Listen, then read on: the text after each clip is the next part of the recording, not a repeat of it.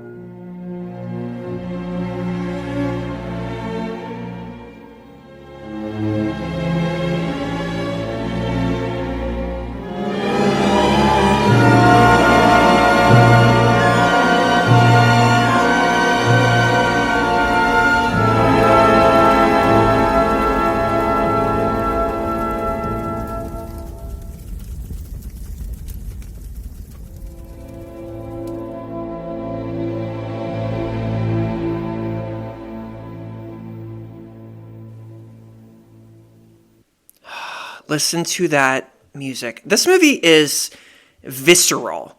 It is a visceral, gorgeously filmed, bloody, dramatic, melodramatic action epic. It is very long. It is over 2.5 hours long. I think it's like 2 hours and 40 minutes long. Don't be scared, though. Please. Some people, when they see that, they're like, I'm not going to watch that.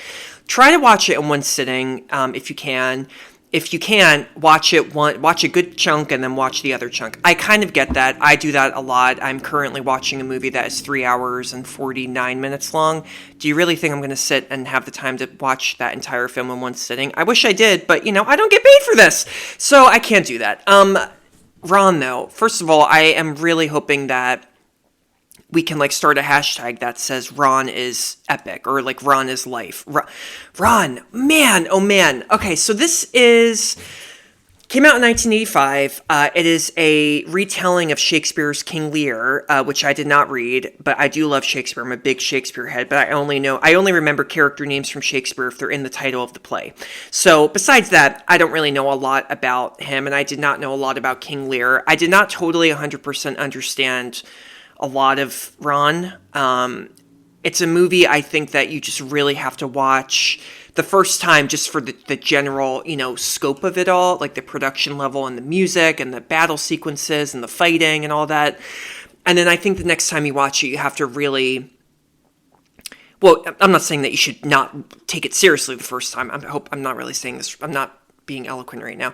I think the first time watch it for the spectacle, the second time watch it for the drama, the real family drama. This is overall a family drama, and it is a very screwed up family drama that I would not want to be involved with. Now, what does make it epic? Well, it's an action movie, it's a samurai movie, and it's set in 16th century Japan. There are very scary people who you can't trust, who will kill you like that. Oh, that was a bad snap. There we go. And the blood does not look like blood in the movie. It looks like dark red paint that you would paint on a wall. And everything is overacted. Everything is just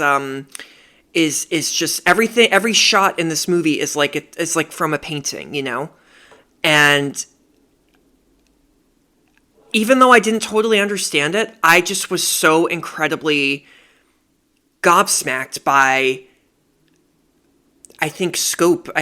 Scope is also, it's a fun word to say. I feel like scope is really the big word that I'm going to use a lot in this episode, because I think you watch Ron nowadays and you have seen a lot of movies like Ron. You've seen Crouching Tiger, Hidden Dragon. You've seen Hero. You've seen House of Flying Daggers. Is that what it was called? There's a great movie similar, and that it's also a very melodramatic film called Curse of the Golden Flower. I think it came out in 2006. Oh, it's so good.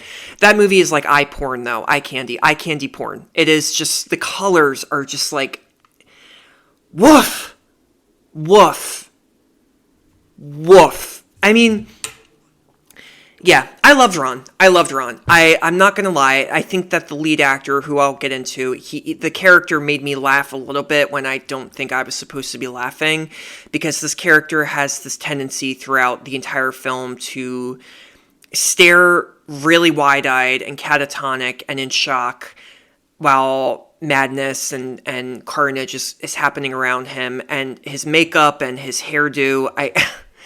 I just found it a little bit over the top. However, this is based on a play. Plays are over the top. Dramas are over the top. They've been over the top forever. So I kind of think that's a good way to reason with this, and it did not at all ruin the movie for me. But anyway, what the hell am I talking about? Let's get into the movie. Plot synopsis.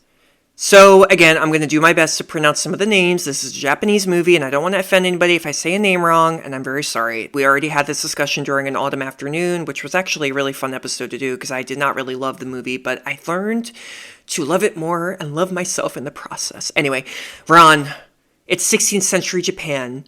Hidetora Ichimonji, he is played by actor Tatsuya Nakadi, who... Oh my god, he's still alive. I forgot he's still alive. Oh my god. Sorry, I thought he had just passed away. Oh, I'm thinking of the next movie, I think. I don't know. There's too many movies. Hidetora, sorry, my brain today is a little bit cuckoo. It's always cuckoo. Hidetora, he's a powerful but elderly warlord. He decides to divide his kingdom among his 3 sons. Their names are Taro, Jiru, and Saburo. So remember those names. They're very important. Taro, Jiru, and Saburo, excuse me. Taro, the eldest, will receive the prestigious first castle and become leader of the Ichimonji clan, while Jiro and Saburo will be given the second and third castles. Okay, so they each get a castle. Hidatora is to retain the title of Great Lord, and Jiro and Saburo are to support Taro. So Taro, they're like, you have to basically, he's getting the best deal here, so you have to support him, you know. However, Saburo is exiled after criticizing his father's lecture about unity. Hidatora's servant, Tango, is also, I like Tango in this movie, also exiled for defending Saburo. Ouch. So, okay, there's some drama. It is very Shakespearean, I love it. I love it so much.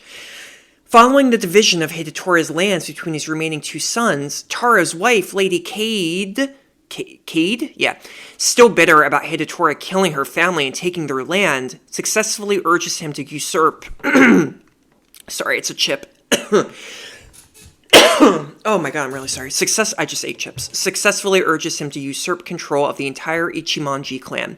When Taro demands Hidatora renounce his title, Hidatora leaves and travels to Jiro's castle, only to discover that Jiro is only interested in using Hidatora as a titular pawn. Oh, it's I hate that freaking word.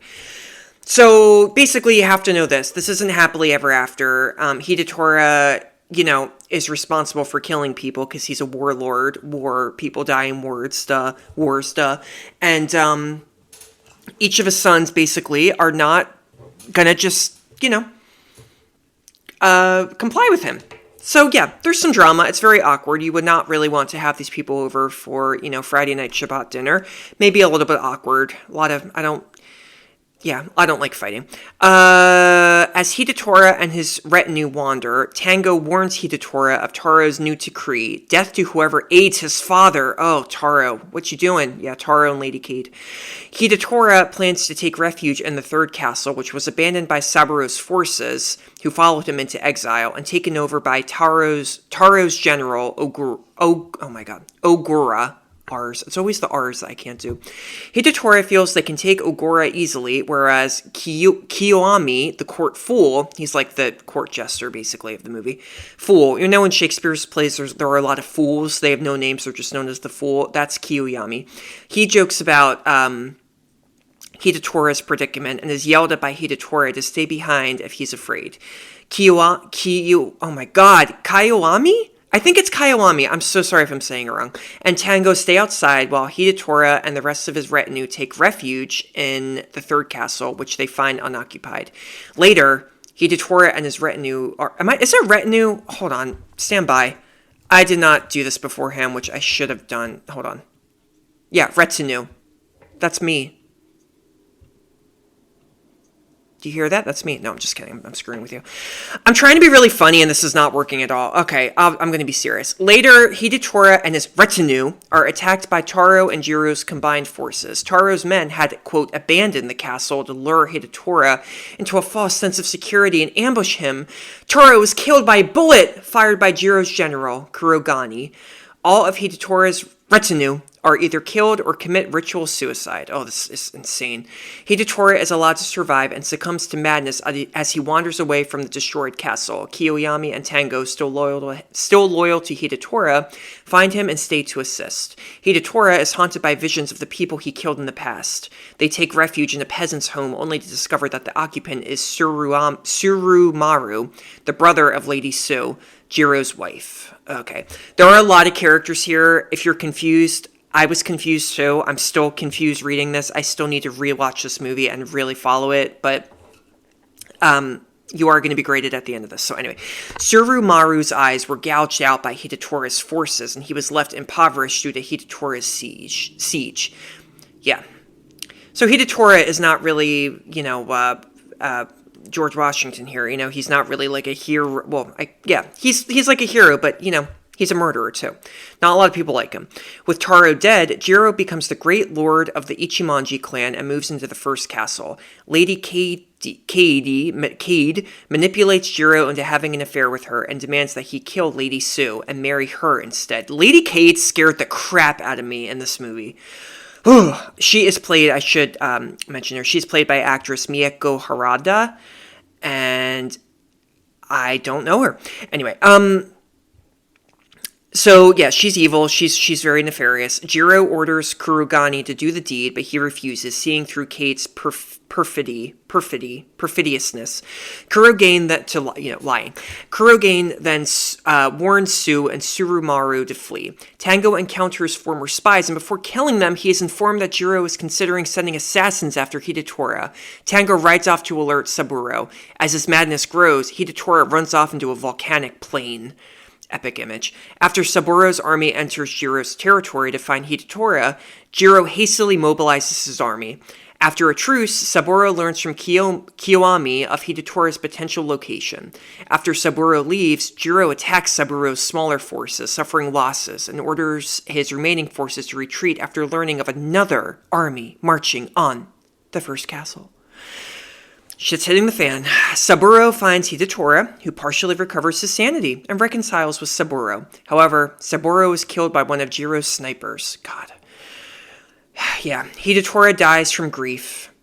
Death.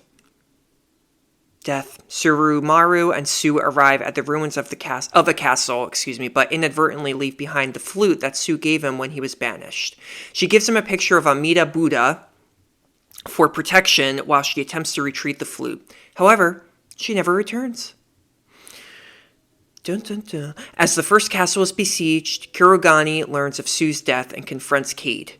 After she confesses her plot was revenge against the Ichimonji clan, she is killed by Kurogane.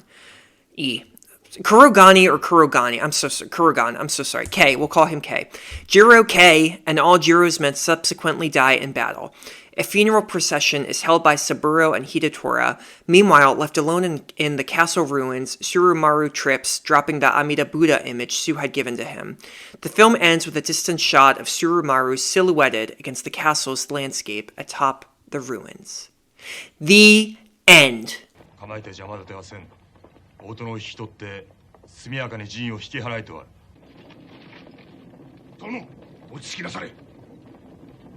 あの山には綾部、あの山には藤巻がこの国を狙っておる。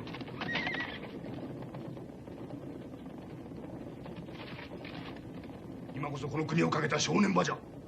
天と構えて藤巻綾部に上手の隙を与えてはなりませぬぞ。父秀虎を引き取りに参ったと申しながら全く動かぬ。三郎め、何を目論んでおるのか。土地がねー。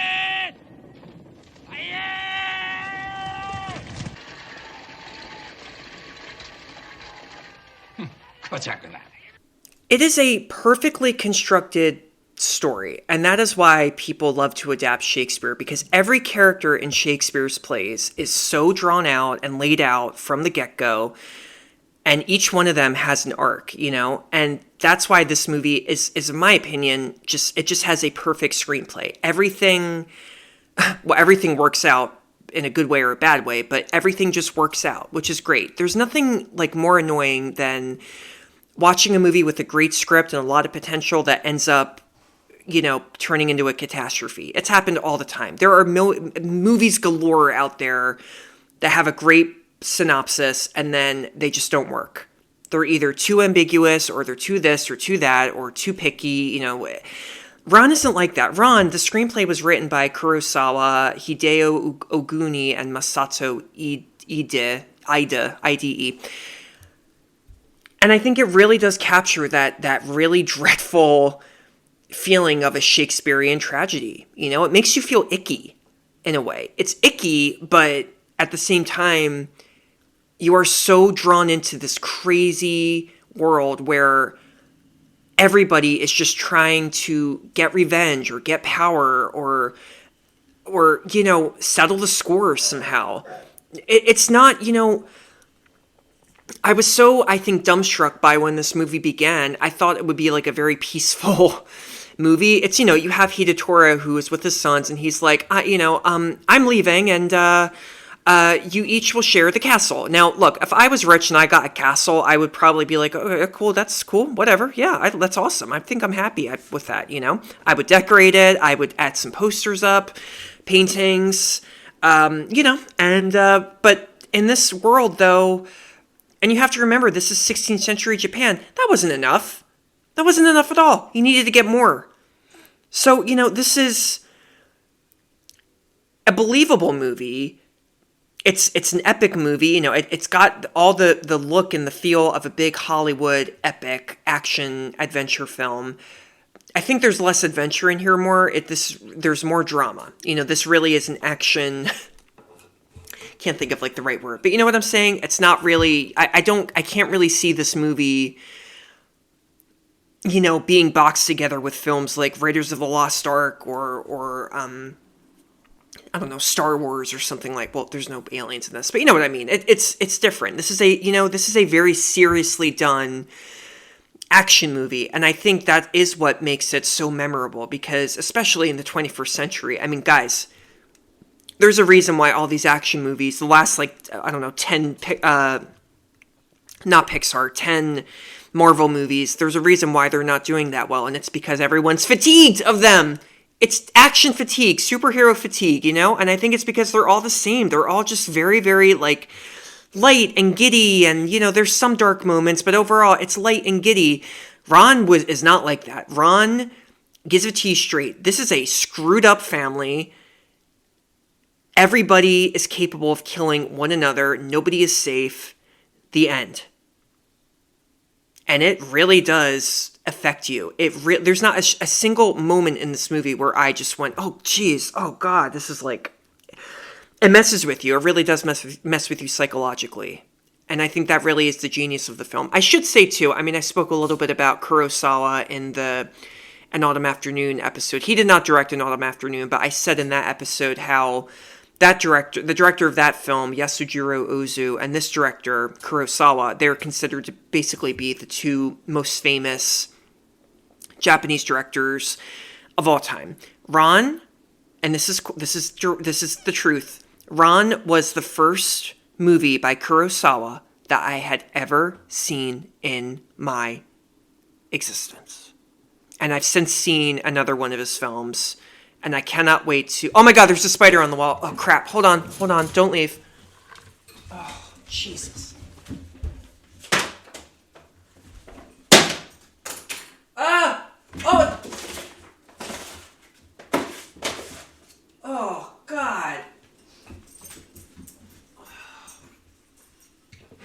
Jesus Christ.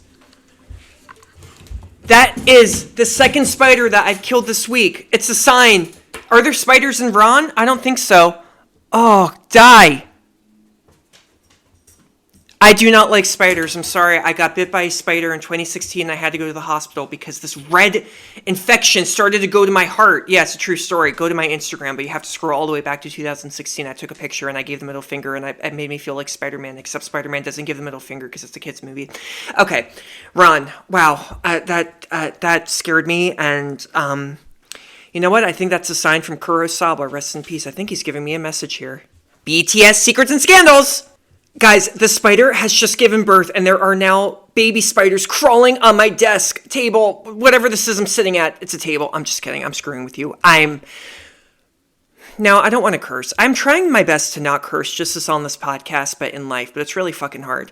Ron. What does Ron mean? You may be wondering that, because it doesn't mean run.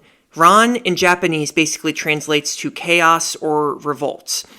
Yeah, there's a lot of chaos in this movie. This was the only film that Kurosawa was nominated Best Director for. He did not win, though. And you know who did win?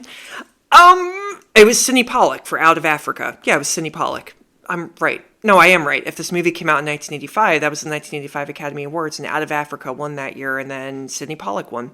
Out of Africa, not really one of my favorites, but it is beautiful. Meryl Streep and Robert Redford, love story set in Africa. Good movie. Very long, though. Check it out. Kurosawa began writing Ron 10 years before it's released and said that it wasn't originally meant to be based on Shakespeare's King Lear, but came to that during the writing process. I'm wondering what it could have been, how different it could have been. Well, it wouldn't have been good. Kurosawa was also 75. This is for every ageist out there. Kurosawa was 75 years old when he directed this film. Damn. You don't have to be young, you don't have to be middle-aged to direct an epic movie with all this action and blood and costume designs and big epic music and all that. Oh no, he was 75. I think that's why, it makes me think of like Ridley Scott. I think he's in his 70s now and he just directed Napoleon. Look at that. In addition, Kurosawa also spent 10 years storyboarding every shot in the film as paintings. So I think I said this earlier, but every shot in this film is like a work of art. I think I'll quickly say, too, the reason I had a lot of trouble understanding what was going on with every character and also just differentiating each and every character was that Kurosawa films in long shots in every frame in this film. It's all long shots, there's no cross-cutting to close-up shots of characters talking. It's not like, Hidetora is like, Taro, and then the camera cuts to Taro's face and that's Taro. It's not like that. And the reason Kurosawa does that, I think the reason I just saw something outside and I got distracted. The reason he does that, I think, is because he doesn't want to make it feel theatrical. He wants to make it feel like you're actually at the theater watching this. Because when you're at the theater, there's no cross-cutting. It's all there, right there. Akira Kurosawa's eyesight had deteriorated almost completely by the time principal photography began. He could only frame shots with the help of assistants who used his storyboarding paintings as guidelines. So not only was he 75, he was basically blind. And he did this movie. Several hundred costumes were all created by hand, a process taking 2 years to complete. That is insane. I think about these movies, these big epic movies, the amount of effort that goes into it, a film that is fictionalized, a movie that may not even do well, it's all such a gamble, That is why, you have to really applaud every single human being who works on these films, unless they're bad people. The film, Ran, used approximately 1,400 extras and 200 horses. 400 suits of armor were fabricated, and a number of the horses had to be imported from the United States. Also, the 400 suits of armor were designed by Kurosawa himself. Man, oh man, this man was a legend. The castle, destroyed in the middle of the movie, was specially constructed on the slopes of Mount Fuji for the film and then burned down. No miniatures were used for that segment. Going back to the costumes, imagine literally being like, you have to build a house, you have to build a castle for this film. It's going to cost a lot of money, but, again, it's a gamble. We're going to try it out. That's why I don't think I could ever get into movies unless I was being paid. Not if I was, giving my money to it. I don't think I could do it. That would be too much of a gamble for me. Life's a gamble already. Why go into a movie set and do that? No, but that's just me. I just couldn't do it. But I do applaud, again, everybody who's doing this. Akira Kurosawa's wife of 39 years, her name was Yoko Yaguchi, she died during the production of this film. Kurosawa halted filming for just one day to mourn before resuming work on the picture. Okay. Now, that's a little weird. If somebody you love died and it was somebody like your wife, wouldn't you maybe close production down for like a little bit longer, not just a day? But I don't know what was going on. Maybe she'd been sick for a while. Maybe they didn't get along. Maybe they were kind of separating. Maybe they had an open relationship and they really weren't close at all. Who knows? Who knows? But then again, there are people in open relationships who are very close with their main partner. But I don't know. That is weird, though. Just one day, Kurosawa, one day. Kind of weird. Because actor Tatsuya Nakadi, he plays Hidetora, was decades younger than his character, he wore full face makeup that took about 4 hours to apply. I knew he was wearing makeup from the beginning of this movie. Over the top, very over the top. I did laugh. I did chuckle a little bit just at Nakadi's performance in the film. But I get it. It's operatic. It really is like an opera, Not operatic like a machine, like it is like an opera. When you go to an opera, again, what's the word I'm saying? Over the top. The best moment. I think it's definitely the first battle sequence where the castle is destroyed. That is like a 15, it feels even longer, it might even be 20-minute long sequence. There's no dialogue, it's just music, and it is sound effects, and there's blood, and there's fighting. It's like, think Lord of the Rings, but no special effects. That is that sequence. It is mesmerizing. Like, absolutely breathtaking. Yeah, I was so blown away by that. Mais est-ce que je suis d'accord avec les critiques de ce film? Did the critics like this movie? Of course the critics like this movie. Even people love this movie. Martin Scorsese loves Kurosawa. I think Francis Ford Coppola does too. Coppola did the Godfather movies, if you're not familiar. The Godfather, it better be on this list because I gotta rewatch that. I have not seen that in so long. Desmond Ryan from the Philadelphia Inquirer. One of the supreme, he called Ron one of the supreme cinematic achievements of the last quarter century. Simon Abrams of Village Voice said Ron remains gripping because it depicts not only the long ago past, but also our hellish present. That sent me chills because we're seeing this in politics in the United States right now. We're seeing these families that are in power and they all are fighting with each other. You know, yeah. And Christ knows that's been going on forever since, you know, governments were formed. Of course, every family has baggage, but I think that's why, you know, in thinking about this movie longer, I was like, yeah, you know, Ron is very much kind of happening right now. Yeah. I wonder what's happening right... Oh, no, I'm not going to talk about presidents. Okay, it's too soon. David Robinson of Times UK said, Ron takes film spectacle to new heights. Kurosawa continues not only to extend his own powers, but to exploit new technical advances. Yeah, technical advances for sure was a big deal in this film. Kenneth Turan of the Los Angeles Times says, what's remarkable about Ron is that the drama enhances the spectacle the same way the spectacle bolsters the drama. Few other directors had Kurosawa's ability to convey, the intimate as well as the epic, to handle stillness as well as violence. Yeah, you see, that's what I was saying earlier. He's so good at juxtaposing drama, real human drama, with action, you know? I miss that in action movies. Some of you may be wondering, why don't you like action movies? Because I feel like there's no drama, you know? And when there is drama, it's just so superficial, and you can tell it's just a money grab, you know? It really is. That is my main issue with action films. Okay? So, go away. Okay, Jay Boyar of the Orlando Sentinel said, there's probably more carnage in Ron than there is in Rambo and the Terminator combined. Yeah, I agree with that. But the new film substitutes intelligence and emotion for mindlessness and emotionalism. You leave the theater awestruck, not dumbstruck. Yeah. Mindlessness and emotionalism. I said that wrong. I said the other things first. I'm sorry. Intelligence and emotion are big things in this film, and definitely in Kurosawa's other action films, which I have still not seen, which I will watch, don't worry. Paul Atancio, of the Washington Post said, Kurosawa may not be Shakespeare, but with images like these, he gets something about the horror and hopelessness of being a man that is peculiarly, fuck me, I cannot say that word, peculiarly his own. Yeah. I think that's why this movie is so effective, too, because Hidetora isn't, like, a hero in this film. Hidetora's got some skeletons in the closet. Yeah, this is what happens, man. This is what power does to you. Michael O'Sullivan, also of the Washington Post, said, by the time Kurosawa's camera comes to rest on the film's final poignant image, a painting of the Buddha that one character had promised another would protect him from harm, the movie seemingly has accomplished the impossible, one-upping Shakespeare. Damn! Shakespeare, I don't know if this is better than King Lear, because again, I have not read it, but I don't know.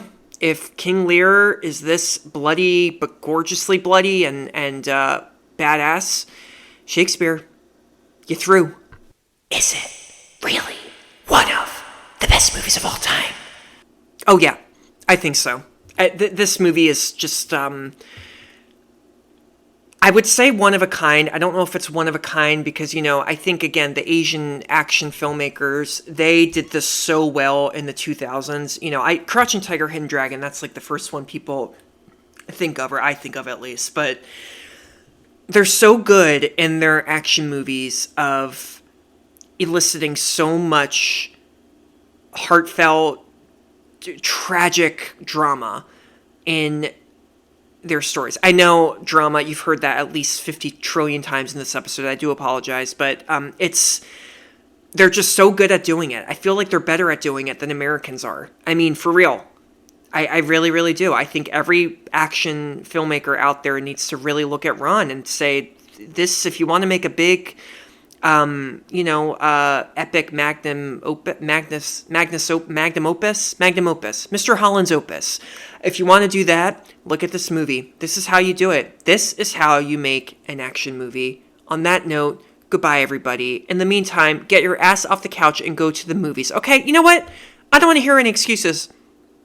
Okay? I'm done with it. I'm done with your bullshit. Just go. Come on. Get up. Up. Go. Go. I'm not slapping you. I just mean clap. Like, go. I'm not a violent person. I would never, ever do that to you. No, I wouldn't. Okay, it's weird now. Okay, goodbye.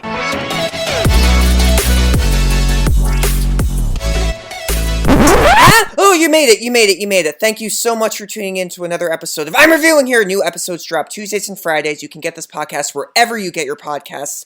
Feel free to follow me on Instagram at I'm Reviewing Here. You can also subscribe on YouTube. New episodes drop there the same day they drop on the podcast. Don't forget to subscribe. Please leave a review if you'd like. Be mean, be nice, hit on me. I don't really care. Candor really, really is important to me, and, it helps the podcast too. So I really hope you enjoyed it. This podcast is brought to you especially by Nervous Chuckles. That is my fake production company because I make people nervously chuckle all the time because they never know if I'm telling a joke or not. So they're always like, do I laugh? Do I not laugh? Is he serious? Is he insane? Did he get out of the loony? What's going on? So if I made you nervously chuckle, then that means that I did my job, and thank you.